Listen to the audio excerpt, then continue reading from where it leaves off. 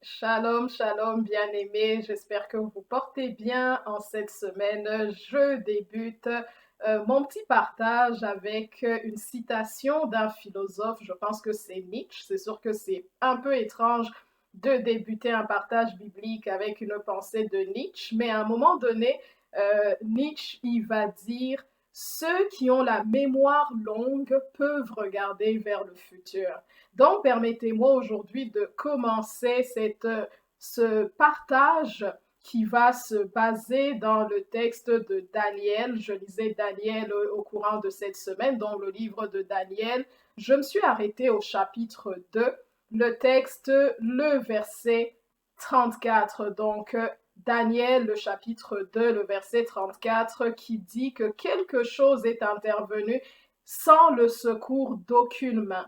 Donc, le titre de mon partage cette semaine ou de ma méditation va tout simplement s'appeler Sans le secours d'aucune main. Donc, si on doit replonger dans l'histoire, on est dans une époque du peuple d'Israël où le peuple est mené en déportation, ils sont menés en captivité.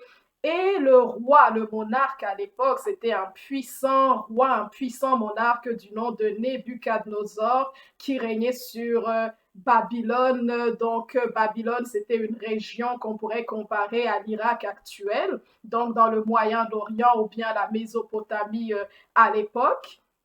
Ce roi, en tout cas, il essayait d'étendre son empire et puis à ce moment précis de l'histoire, il vient de vaincre une puissance mondiale de l'époque qui était l'Égypte. Et il va prendre en captivité le peuple d'Israël parce qu'il y a Juda, une des tribus du peuple d'Israël, qui était alliée à l'Égypte. Mais là, comme Nebuchadnezzar vient de vaincre l'Égypte, il vient annexer également donc le territoire de Juda ou le peuple de Juda. Donc on est dans cette époque de l'histoire et un peu aujourd'hui c'est comme si, comme j'ai commencé avec cette citation qui va dire que lorsqu'on peut on a une mémoire longue, on peut mieux regarder dans l'avenir. Et puis, je vais mettre comme un parallèle sans faire d'eschatologie ou quoi que ce soit. Ce n'est pas ça ma prétention, mais juste nous replonger dans ces textes que j'ai trouvés très intéressants comme méditation cette semaine. Donc, le contexte de l'histoire, c'est ça. Il y a le roi Nebuchadnezzar qui vient de faire un rêve. Il fait un rêve durant la nuit, il se réveille, il est tellement troublé par ce rêve, il fait appeler les mages, il fait appeler les astrologues et les magiciens. Il leur dit, il faut que vous me trouviez non seulement le rêve, mais également l'interprétation de ce rêve. C'est comme si aujourd'hui, il y aurait comme un président d'une nation puissante qui dirait, écoutez, j'ai tel enjeu, j'ai tel problème et j'aimerais que on me trouve la solution de ce problème. Donc, il faut faire quérir tous les scientifiques, tous les philosophes, tous les intellectuels. Ils doivent me trouver la réponse à ma question. Donc là, on va faire venir les mages, on va faire venir les astrologues, on va faire venir les magiciens. Mais dans tout le royaume, il n'y a personne qui peut non seulement lui dire le rêve, parce que le défi, c'était de lui raconter le rêve qu'il a fait et de lui en donner l'explication. Il dit, si vous êtes vraiment ce que vous prétendez être, si vous êtes vraiment des hommes spirituels, non seulement vous allez me révéler mon rêve, mais vous allez me dire, me donner l'interprétation. Là, les mages, les magiciens, les astrologues vont lui dire, il n'y a aucune personne qui peut faire ça, mon roi, à moins que ce ne soit les dieux, ce ne soit une divinité qui descende pour nous révéler cela. Le roi va être en colère, il va dire qu'on fasse périr tout magicien, tous les sages dans le royaume, tous les astrologues. Daniel, qui faisait partie à l'époque, il faisait partie des personnes qui avaient été déportées, donc qui étaient pris en captivité et qui travaillaient autour du roi. Il était fonctionnaire, il faisait partie des sages. On va l'emmener aussi pour être exécuté. Donc, c'est comme si, comme je donnais l'exemple, un président qui dit il y a un enjeu grave et je veux que tous les scientifiques, tous les philosophes, tous les intellectuels qui ne sont pas capables de me trouver la solution à mon problème, qu'on puisse tous les exécuter. Donc, je prends un exemple très, très extrême, mais juste pour nous mettre un peu dans le contexte de l'histoire. Et Daniel, il va demander à un des fonctionnaires du roi discrètement, il va lui dire, mais qu'est-ce qui se passe pour que le roi décide d'exterminer tous les intellectuels, tous les scientifiques, tous les philosophes du royaume? Qu'est-ce qui se passe? Et on va lui expliquer ce que était la demande du roi.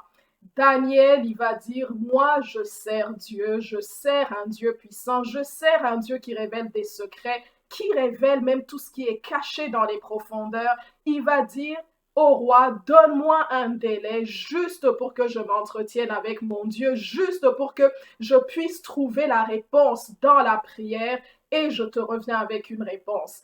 Et le texte va nous montrer que Daniel, il va aller trouver ses trois amis, il va leur dire, aidez-moi, soutenez-moi dans la prière afin que le Seigneur, mon Dieu, puisse me donner une réponse à ce problème national.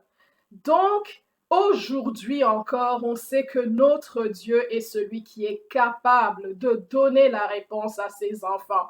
L'Église de Dieu, comment nous sommes constitués, chacun a son rôle dans le corps de Christ. Il y a des personnes qui ont le rôle de prier, par exemple, de se tenir à la brèche, et il y a des personnes que le Seigneur va positionner en avant-plan, peut-être qu'il va positionner dans certaines sphères de la société afin qu'ils soient des hommes ou de femmes de terrain. Comme Daniel, c'était la personne qui avait accès auprès du roi, mais il y a ces trois amis qui sont restés en retrait, prier pour lui et dire que nous avons un Dieu qui agit, même si tes magiciens ont dit que une telle science, une telle révélation, une telle connaissance ne peut venir que d'un Dieu ou d'une divinité.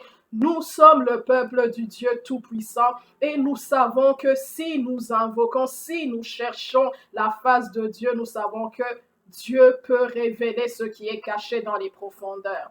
Et bien sûr, l'histoire nous montre que Dieu va révéler à Daniel le rêve du roi et il va également donner à Daniel l'interprétation. Et Daniel va être tellement dans la joie, il va dire, donc je vais vous le lire ce passage parce que je lisais dans la version du Semeur, mais je vais lire dans Louis II.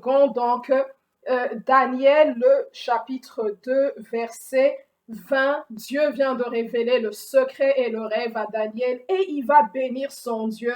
Il va dire, le 19 qui dit, alors le secret fut révélé à Daniel dans une vision pendant la nuit et Daniel bénit le Dieu des cieux. Daniel prit la parole et dit, béni soit le Dieu, le nom de Dieu d'éternité en éternité. À lui appartiennent la sagesse et la force. C'est lui qui change les temps et les circonstances, qui renverse et qui établit des rois, qui donne la sagesse aux sages et la science à ceux qui ont de l'intelligence. Il révèle ce qui est profond et caché. Il connaît ce qui est dans les ténèbres et la lumière demeure avec lui. Donc Daniel, il est content, il dit, mon Dieu vient de révéler le secret. Toute une population allait périr, mais le Dieu des cieux, Jésus, le Seigneur que nous servons, il est capable de positionner des personnes qui vont être la réponse, la solution de ce que notre génération attend. Et je vais lire donc les passages là où Daniel donc va expliquer au roi le songe. C'est sûr que ça va prendre un certain temps pour cette lecture, mais je trouvais intéressant avec tout ce qui se passe de manière géopolitique dans le monde, ce qu'on est en train de voir avec la Russie, avec l'Ukraine. Comme je dis en tout cas, je pense que je l'ai dit au début, je ne prétends pas faire de l'eschatologie, mais j'ai trouvé vraiment ce texte intéressant. Ce texte qui s'est passé à un moment donné dans l'histoire, parce qu'on va voir que l'interprétation que Daniel a donnée s'est accomplie dans l'histoire et dans le temps, mais avec ce qu'on peut appeler une prophétie double en théologie, on voit que certains autres événements similaires sont une prophétie pour les temps que nous vivons actuellement ou bien pour les temps de la fin. Donc, Daniel, la version Semeur, elle va donner à cette portion des Écritures, donc Daniel 2, 24 jusqu'à la fin. Cette portion des Écritures, le titre que la version du Semeur va donner, c'est Le colosse aux pieds d'argile. Peu importe un colosse qui se lèverait sur les nations, peu importe un colosse qui se lèverait dans ta vie, peu importe le colosse qui se lèverait dans l'humanité, un colosse peut avoir des pieds d'argile. Donc chaque colosse, à part notre Dieu qui règne d'éternité en éternité, chaque colosse, chaque géant est mortel, chaque géant est faillible. Donc là, Daniel, il va dire au roi au verset 31, vous allez me permettre, je vais le lire, il va dire, voici donc au roi la vision que tu as eue. Tu as vu une grande statue, cette statue était immense et d'une beauté éblouissante, et elle était dressée devant toi et son aspect était terrifiant. La tête de cette statue était en or pur, la poitrine et les bras en argent, le ventre et les hanches en bronze, les jambes en fer, les pieds partiellement en fer et partiellement en argile. Pendant que tu étais plongé dans ta contemplation, une pierre se détacha sans l'intervention d'aucune main. Ce qui est mon titre d'aujourd'hui, ce qui est donc pendant que tu étais plongé dans ta contemplation, une pierre se détacha sans l'intervention d'aucune main, vint heurter la statue au niveau de ses pieds de fer et d'argile et les pulvérisa. Du même coup furent réduits ensemble en poussière le fer, l'argile et le bronze, l'argent et l'or, et ils devinrent comme la balle de blé qui s'envole de l'air durant la moisson. Le vent les emporta sans en laisser la moindre trace. Quant à la pierre qui avait heurté la statue, elle devint une immense montagne et remplit toute la terre. Voilà le rêve que vous avez fait, ô mon roi. Je vais juste lire, là, Daniel va expliquer les royaumes qui vont se succéder après le royaume du roi Nebuchadnezzar. Mais au verset 40, il va dire, un quatrième royaume lui succédera et sera dur comme le fer, il pulvérisera et écrasera tout et le met en pièces. Ainsi, il pulvérisera et mettra en pièces tous les autres royaumes. Si tu as vu les pieds et les orteils partiellement en argile et partiellement en fer, cela signifie que ce royaume sera un royaume divisé. Il y aura en lui quelque chose de la dureté du fer, selon ce que tu as vu, le fer mêlé à la terre cuite. Mais comme les orteils, les pieds étaient en partie de fer et en partie d'argile, ce royaume sera en partie fort et en partie fragile. Que tu aies vu le fer mêlé de terre cuite, cela signifie que les hommes chercheront à s'unir par des alliances, mais ils ne tiendront pas ensemble, pas plus que le fer ne tient à l'argile. Donc, la suite, ça va être comme un message messianique, mais peu importe les circonstances qui se lèvent aujourd'hui dans les nations, peu importe les États qui peuvent se lever en puissance, essayer peut-être d'annexer, de mener la guerre à gauche ou à droite, la parole de Dieu dans ce texte prophétique ou bien dans ce texte apocalyptique, parce que Daniel, c'est l'apocalypse des Juifs, tout comme le livre de Jean, c'est l'apocalypse des chrétiens, en tout cas des textes qui nous révèlent ce qui se passera dans les temps de la fin. La parole de Dieu nous montre que peu importe le colosse qui peut se lever, peu importe la nation puissante qui peut se lever, c'est Dieu qui établit, qui renverse les rois. Et c'est le Dieu qui change les temps et les circonstances, comme nous l'avons lu dans les versets précédents. Donc le Seigneur, il se moque de l'orgueil des nations, il se moque de l'orgueil des puissants, et il peut agir dans les nations sans l'intervention d'aucune main. Il peut agir juste par un geste de sa main, juste par une parole de sa bouche, anéantir la plus puissante ou nation ou le plus puissant État juste par la parole de sa bouche, sans l'intervention d'aucune main humaine, sans l'intervention d'aucune armée, sans l'intervention même des alliances qui se font, parce que la parole de Dieu ici nous montre qu'il y a des alliances qui s'étaient faites et peut-être même aujourd'hui nous voyons qu'il y a des alliances qui se font, mais des alliances qui ne peuvent même pas tenir parce que l'être humain reste mauvais dans son cœur, comme dit la parole de Dieu. Le cœur de l'homme est mauvais, c'est un puissant fond. Donc même les alliances qui sont faites peuvent être rompues à cause de la méchanceté de l'homme, à cause du cœur changeant de l'homme, à cause du fait que l'homme cherche toujours son intérêt et l'homme est faillible, donc il peut changer d'avis.